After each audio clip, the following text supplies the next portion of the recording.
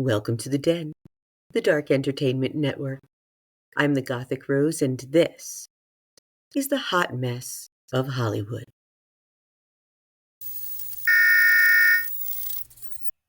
Yes, fiends of the Den, this is the Dark Entertainment Network, a channel where the news meets conspiracy theories, makes babies in my brain, and it comes out my mouth.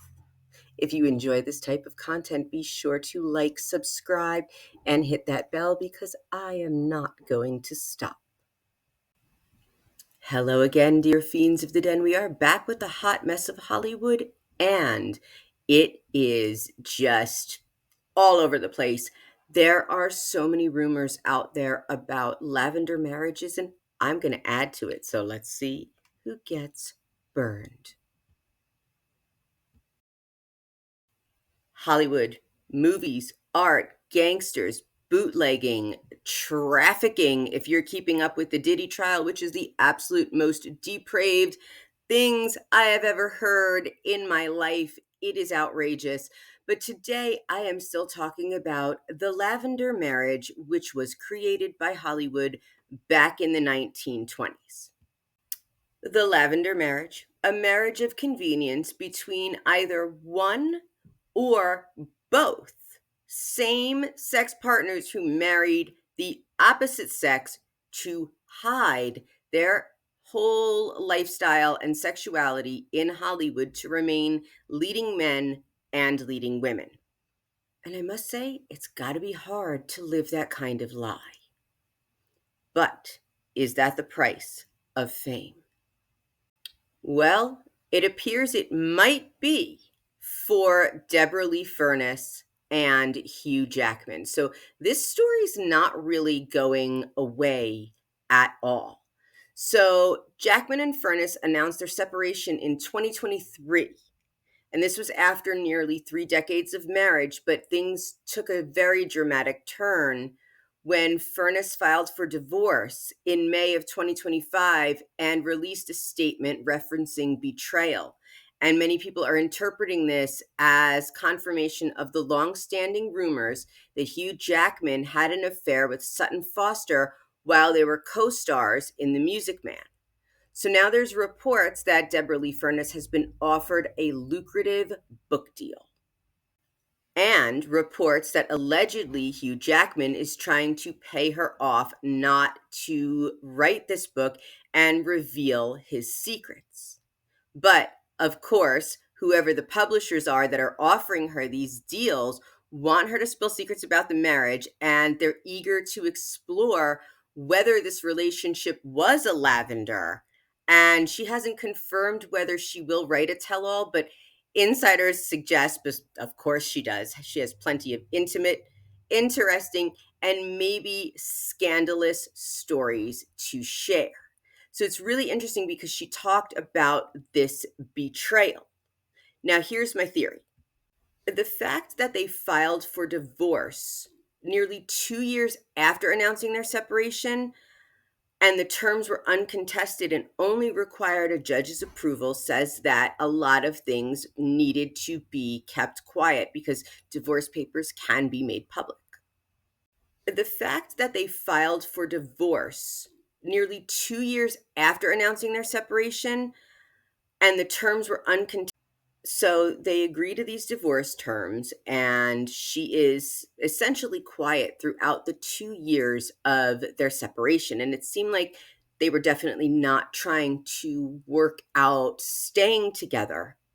But it didn't seem like either of them were in a rush to get divorced, or maybe it was Hugh Jackman that was putting it off, thinking, well, maybe she'll just be fine staying married to me and I can go run around and do what I want with Sutton Foster. And that is not the way Deborra-Lee Furness saw it, and that's not the way it should be. Another rumor, just to rub some more salt into the wounds of what has become Blake Lively and Ryan Reynolds' careers, allegedly being such close friends with Hugh Jackman and Deborra-Lee Furness for years, because we know exactly how close Ryan Reynolds and Hugh Jackman are. They have explicitly stated it. Ryan Reynolds has said, "I love this man," at Hugh Jackman's show at Radio City, but it is alleged that they knew about the affair between Sutton Foster and Hugh Jackman and failed to tell Deborra-Lee Furness. So that is another alleged part of this betrayal. Not to mention being dumped and ghosted by your bestie, Taylor Swift, because you tried to blackmail her with 10 years worth of text messages. And apparently now there's groveling going on, but Taylor Swift is ignoring it all. And Travis Kelce unfollowed Ryan Reynolds. And now Ryan Reynolds' movie, one of them, has been pushed back a few months, and that's never happened before. Not to Ryan Reynolds. Very interesting stuff. The affair between Hugh Jackman and Sutton Foster was called Broadway's Worst Kept Secret, with Deborra-Lee being the last to know. So, of course, she feels betrayed. Now, Hollywood is filled with a lot of lavender marriages, and here's my theory regarding these 5 people. The affair between Hugh Jackman and Sutton Foster, my theory goes that Hugh Jackman and Deborra-Lee Furness were very good friends and decided to enter into a lavender marriage 27 years ago, and she gave up her career and raised their adopted children while he went out and pursued his own career. Now, I believe that she had absolutely no problem being in a lavender marriage as long as Hugh Jackman was with other men. But when he decided that he was going to be with Sutton Foster, enough was enough for her. According to Candace Owens, maybe Be Better said this as well. Let me know. I can't quite remember, but they were saying, and I had said it too in some of my TikToks, that this may have been a lavender marriage between Blake Lively and Ryan Reynolds. And looking at how close Ryan Reynolds and Hugh Jackman are, I mean, there's no proof, but I kind of feel like, it was okay between the wives that like those two were together. But like I said, when Sutton Foster became the fifth wheel, that's where the betrayal came in. Now, there's also, of course, the very odd video that Meghan Markle posted to her Instagram, which has got to be run by a bunch of Gen Zs who thought that that was a cool thing to do. It was a cute video. It was this, it was that. And I mean, I'll give them this. The video would have been cute if they were at home, let's say in their kitchen or their backyard, dancing, trying to say, our daughter's late and we're doing this to get her, out. We're ready to meet her. Then I would have been like, all right, it's cute. There's really nothing to criticize. But looking at these pictures and watching the video, yeah, she had, some sort of IVs hooked up to her arm, and it looked like maybe there was the belt around her belly, and we saw wires and tubes, but not attached to Meghan Markle. And when she lifted her dress, it looked like you could see a pillow sticking out from under her dress, and the entire belly just looked lumpy, like she shoved a My Pillow up her dress. And why was she not in a hospital gown? And how was she able to dance with contractions?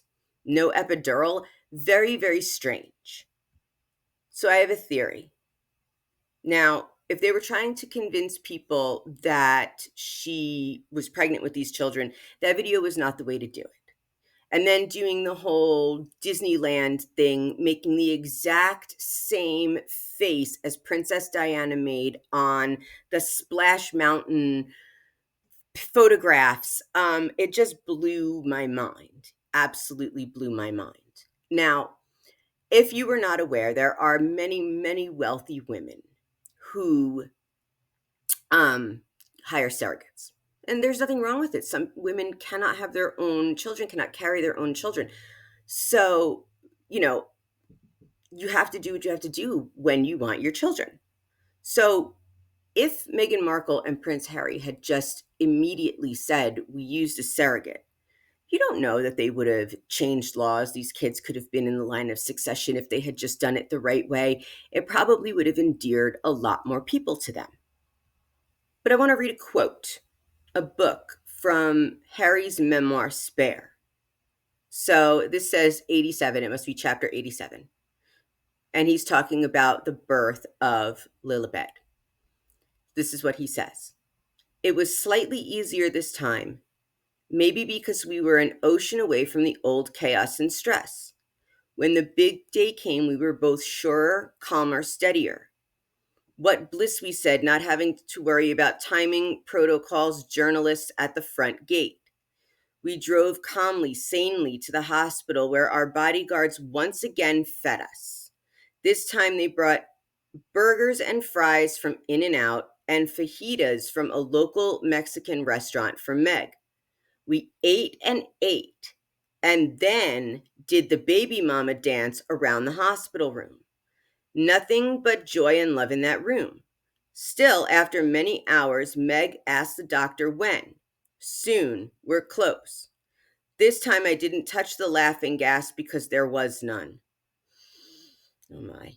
I was fully present. I was with Meg through every push. When the doctor said it was a matter of minutes, I told Meg that I wanted mine to be the first face our little girl saw. We knew we were having a daughter.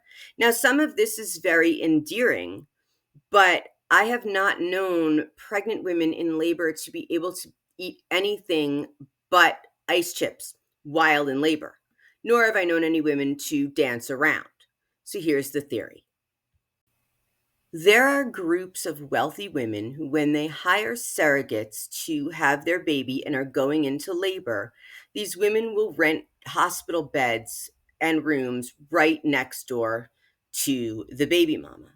And they will invite friends sometimes, and they will have lots of food delivered to them, even alcohol, and they will turn it into a party. And when the woman, the surrogate, goes into labor, they go into the room with pillows shoved up under their dresses or shirts or whatever it is, and they scream and mimic the labor pains and the screams of childbirth along with the surrogate in a way that mocks them because they're about to give up the child that they just carried for 9 months for the woman. Now, it's not all of them, it's the very narcissistic ones, but there is a culture. And that is what I believe we witnessed with Meghan Markle and Prince Harry. I believe that they could have paid off any of those nurses to slap something on her forearm and, make it look like she was in labor, but she wasn't. And don't forget, the gynecologist who supposedly delivered Lilibet closed her practice and didn't tell anyone. So there are some shady things going on. And the reason I'm saying this with the Lavender marriage episode is I am wondering, truly, if the reason why Prince Harry didn't get married before is he's got a little something to hide, and Meghan was fine with the Lavender marriage because she knew she could control him. Of course, this is one of those conspiracy theories where the news meets it, makes the baby in my brain, and it comes out my mouth. So take it with a grain of salt, but let me know what you think in the comments about my dark theory about who is in a Lavender marriage and who's not in Hollywood. I am the nerd who loves research, and if you do have any tips for me, please email me at welcometothedenpodcast@gmail.com. If you enjoy this content and even pettier content on my Hot Mess of Hollywood, please like, subscribe, and hit that bell. And thank you for joining me in the den.